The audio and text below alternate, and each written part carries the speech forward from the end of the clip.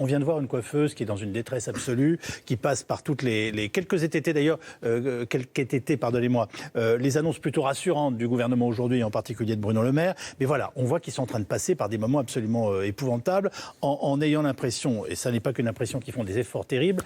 Ça traduit un état d'esprit et une perturbation absolue chez nos commerçants. Alors oui, c'est absolument catastrophique. Il faut comprendre que pour plusieurs raisons. La première, c'est que ces commerçants vivent aussi deux périodes très difficiles. On se souvient des gilets jaunes, on se souvient des grèves, donc c'est la 3e année, donc ça fait beaucoup pour eux.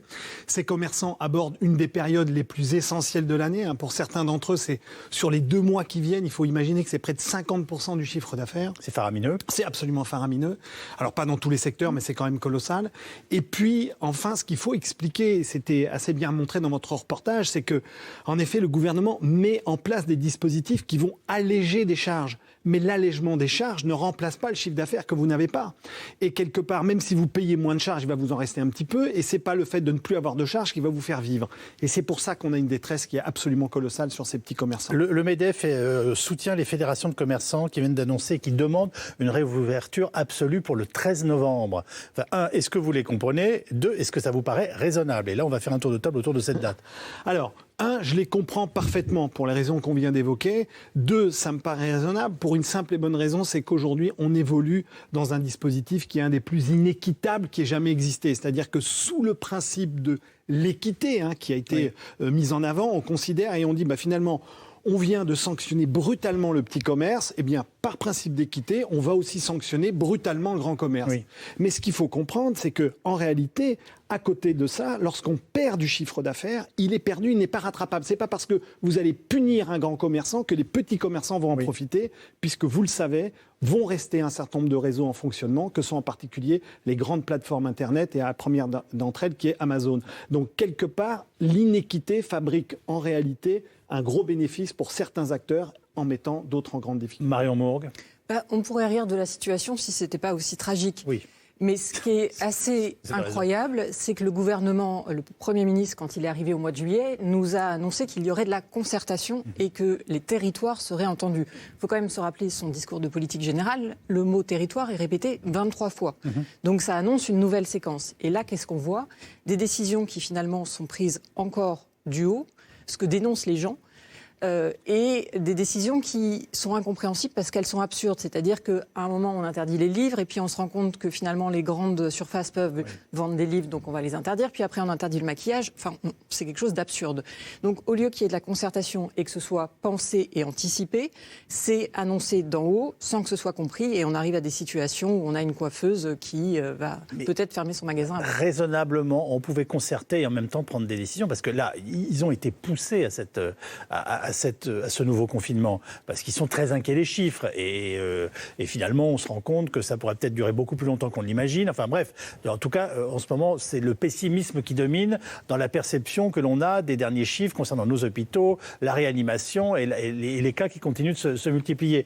On pouvait faire de la concertation autour de tout ça avec des commerces qui, par définition, parce qu'ils sont des petits commerces, ont des intérêts différents, des contraintes différentes, sauf celles de leurs charges qui tombent, et de leur loyer qui tombent tous les mois. Ça, c'est sûr, comme vous l'évoquiez il y a quelques instants. Malheureusement, la seconde vague était annoncée, c'est-à-dire qu'elle n'est pas arrivée du jour au lendemain. Non. On l'a senti venir dès la fin de l'été, et même le 14 juillet, quand Emmanuel Macron prend la parole devant les Français, il dit on sera prêt en cas de seconde vague, il y aura de la concertation, on sera au plus près des territoires. À partir du moment où le gouvernement annonce cette manière de faire de la politique qui doit prendre en compte la réalité du terrain, c'est vrai que là, les Français ne comprennent plus, avec le risque qu'ils ne suivent plus les décisions qui sont annoncées. Raphaël Legendre, Bruno Le Maire, encore ce matin, s'est exprimé longuement pour dire qu'il allait prendre un nombre de choses en charge de façon absolument faramineuse concernant les petits commerçants.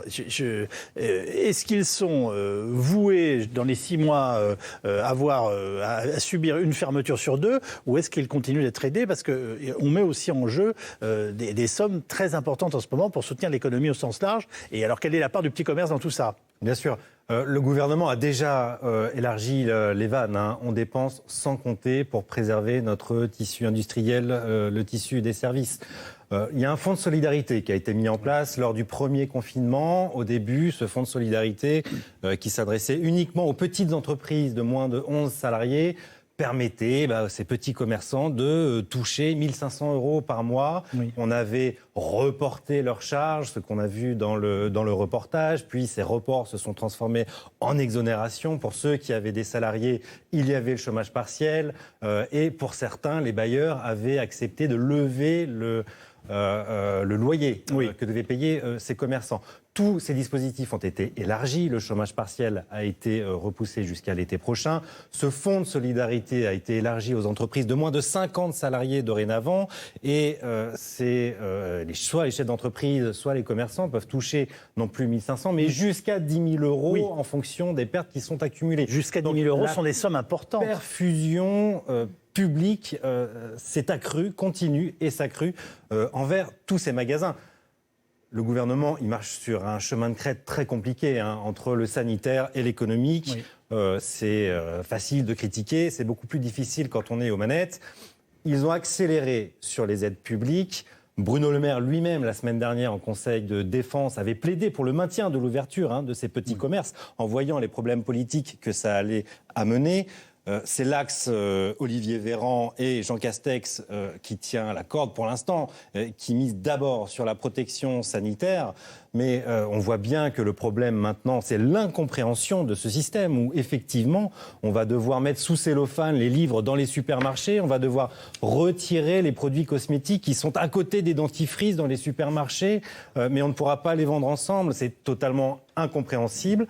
Mais pourquoi ? Parce que aussi les Français ont une approche différente de ce que peut être le virus. C'est-à-dire que le système qui est mis en place, le confinement qui est mis en place aujourd'hui, c'est le même qu'au printemps. On ne change pas. Et si vous pouvez organiser du click and collect ou un coup de fil à votre libraire, il pourra vous vendre les livres devant le magasin, ça peut fonctionner. On ne le dit pas assez, mais donc on a mis en place tout ce qu'on pouvait pour maximiser la protection sanitaire. Ça reste un confinement parce que les chiffres de contamination sont là.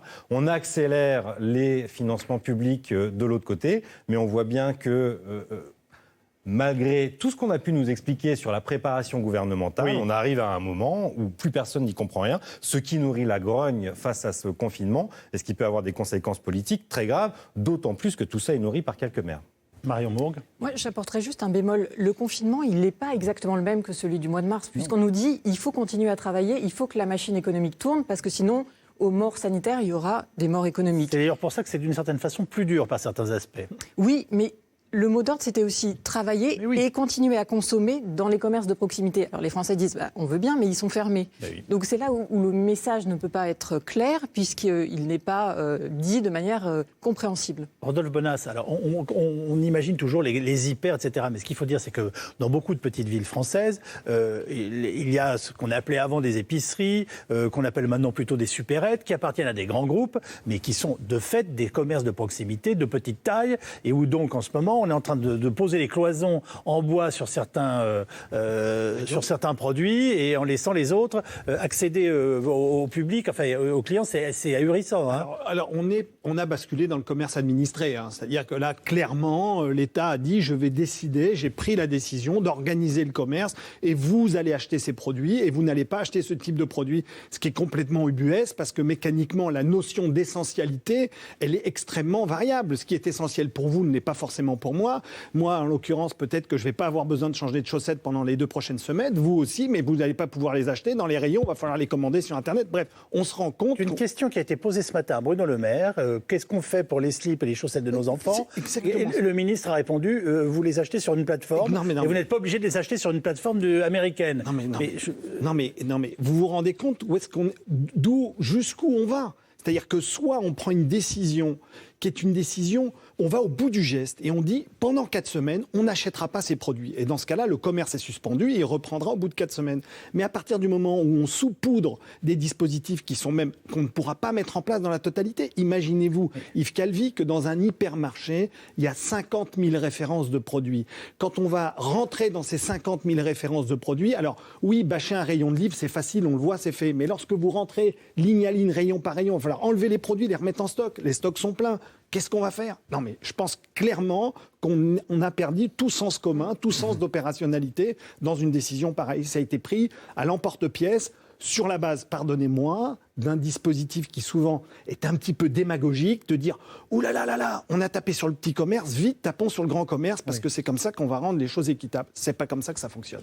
Après, si je puis ajouter, si je puis compléter bien sûr. quand même, après la grogne des libraires, après la grogne des petits commerces qui ont dit non, nous les petits, on nous ferme, les grands, c'est pas le cas, nous voulons l'égalité de traitement. Encore une fois, on a privilégié en France l'égalité à la liberté. Et on a passé à la guillotine la vente de tous ces produits, mais ce qui n'a pas vraiment de sens. Les libraires et les petits commerçants, lors du premier confinement, Bruno Le Maire leur avait proposé aux libraires de rester ouverts. Ils ont dit non à l'époque. Ils ont dit non. On préfère toucher nos subsides publics et rester fermés parce qu'on a la trouille. Après, Marion Mourgue a tout à fait raison. On a quand même adapté les magasins depuis... les salons de coiffure, par exemple, ont dû investir pour certains des milliers d'euros en masques, en visières, en murs de plexiglas pour séparer les fauteuils les uns des autres. On a donc la capacité aujourd'hui, dans certains commerces, de pouvoir accueillir, ne serait-ce qu'au compte-gouttes, Dans de bonnes conditions. les clients dans de bonnes conditions. Et ça, le gouvernement semble l'avoir oublié, ça semble assez aberrant. Mais ce qui fait aussi que ce mot d'ordre est de plus en plus suivi, c'est que c'est aussi la France qui travaille et qui dit, mais finalement, on a respecté tout ce que vous nous avez demandé, on a acheté, on a mis de l'argent dans les protocoles, et puis, de nouveau, on est puni. Et c'est là où les maires sont suivis, et peut-être, il faut voir comment ça va évoluer, mais peut-être que ça peut arriver à un mouvement tel que celui des Gilets jaunes, où il faut se souvenir qu'on avait une mesure qui était incomprise comme les 80 km/h, et là, ça a été l'allumette, parce qu'il y avait déjà une colère sourde. Peut-être qu'on va retomber dans ce système-là, où les maires sentent qu'il y a quelque chose et ça se transforme en colère plus forte. Alors, ils ne sont pas non plus des divisions, les maires, pour l'instant. Hein. Non, mais toute voilà. couleur politique. Je pense que on va dire, le premier jour de protestation a été très bien mis en scène et mis en valeur, avec des maires de villes très différentes. Voire instrumentalisé pour certains. C'est pas impossible non plus. Mais voilà, on va voir en effet ce qui se passe dans les prochains jours.